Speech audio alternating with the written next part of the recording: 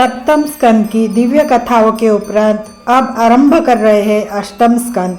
यहाँ भगवान की अद्भुत लीलाएं, दैत्य और देवताओं की कथाएं तथा अमृत मंथन जैसे रहस्य उजागर होंगे। अध्याय प्रथम में हम सुनेंगे मनु संहिता और उस समय की राजाओं की वंश परंपरा। अध्याय द्वितीय में गजेंद्र मोक्ष की कथा।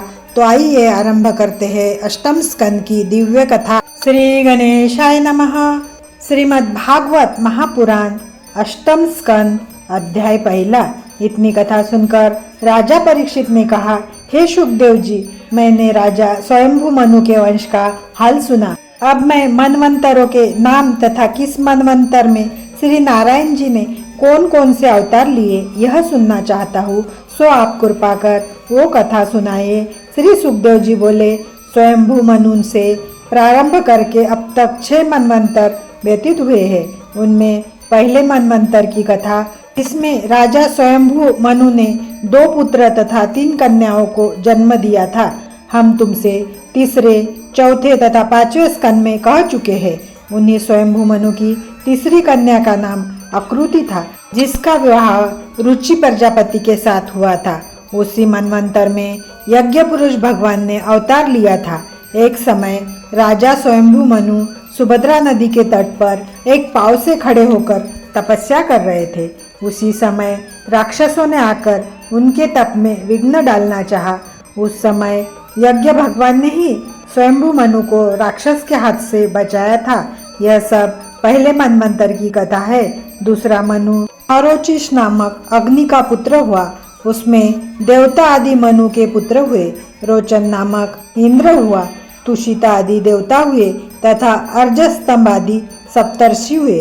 उस मनवंतर में सीरस नामक ऋषि के यहाँ श्री नारायण जी ने विभव नाम से अवतार लेकर 88 सहस्र ऋषियों को ज्ञानोपदेश किया। तीसरा मनु राजा प्रियव्रत का पुत्र उत्तम हुआ। उसमें मनु के पुत्र पवन आदि हुए। सत्यजित नामक इंद्र हुआ। सत्य आदि देवता हुए तथा परमेश्वर आदि सप्तर्षि हुए।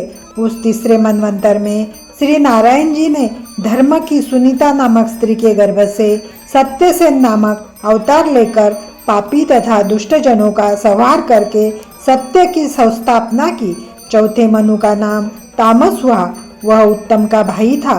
उसके पृथु आदि पुत्र हुए। उस मनवंतर में विशक नामक इंद्र हुआ। सत्य आदि देवता हुए तथा ज्योति धर्म आदि सप्तर्षि हुए।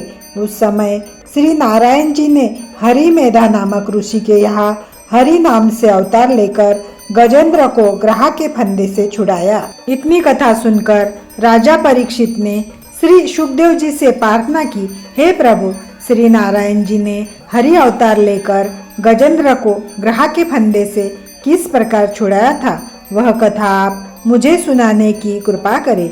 इति श्रीमद् भागवत महापुराण अष्टम स्कंद अध्याय पहला समाप्त। श्री गणेशाय नमः। अध्याय दूसरा।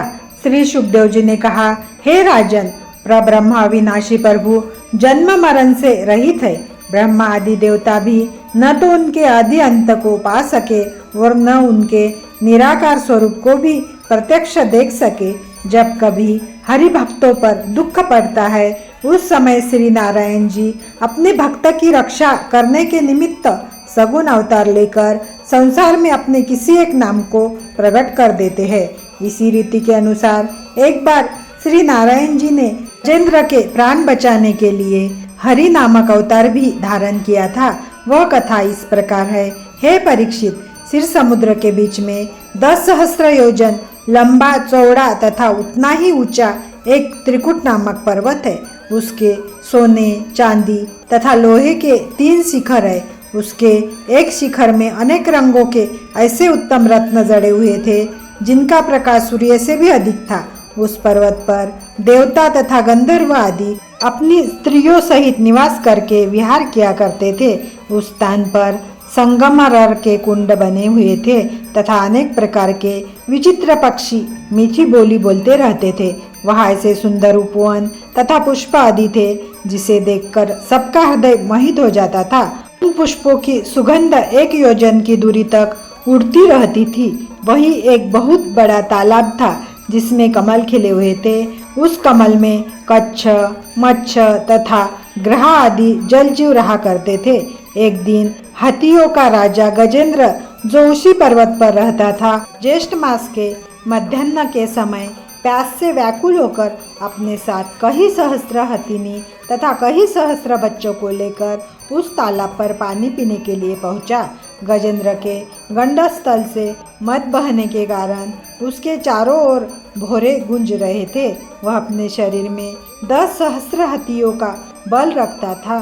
जिस समय वह उमंग में भरकर झूमता हुआ मार्ग में वृक्षों को गिराता तथा पत्तों को खाता हुआ ग्रीष्म की तपन से व्याकुल होकर उस तालाब के भीतर घुसा, उस समय उसके बच्चे तथा हथिनियाँ भी उसी तालाब में प्रविष्ट होकर क्रीड़ा करने लगी।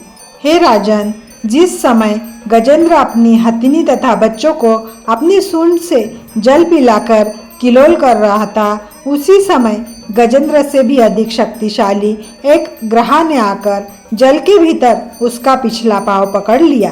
तब गजेंद्र तथा ग्रह में युद्ध होने लगा। कभी तो गजेंद्र अपने बल से ग्रह को खींचकर सूखी धरती पर ले आता था और कभी ग्रह गजेंद्र को खींचकर पानी में ले जाता था। इस प्रकार उनको युद्ध करते हुए 1 सहस्त्र वर्ष व्यतीत हो गए। हाथिनी तथा उनके बच्चे बहुत प्रयत्न करने पर भी गजेंद्र को ग्रह के पंजे से न छुड़ा सके। उस समय उन्होंने अधीर होकर अपने मन में यह विचार किया कि अब गजेंद्र तो ग्रह के पंजे से जीवित बचेगा ही नहीं, फिर हम लोग भी इसके साथ रहकर अपने प्राण क्यों दे। ऐसा निश्चय करके वे सब गजेंद्र को वहीं अकेला छोड़कर वन में चले गए। उस समय तक गजेंद्र के प्राण कंठ में आ चुके थे। जब उसने अपनी पत्नियों तथा बच्चों को भी साथ छोड़कर चले जाते देखा, तब वह घबराकर अपने मन में इस प्रकार विचार करने लगा कि देखो, इस महान संकट के समय मेरा कोई भी साथी नहीं है।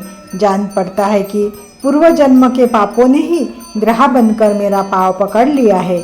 मैंने जैसा कर्म किया था उसी का अब फल भोग रहा हूँ।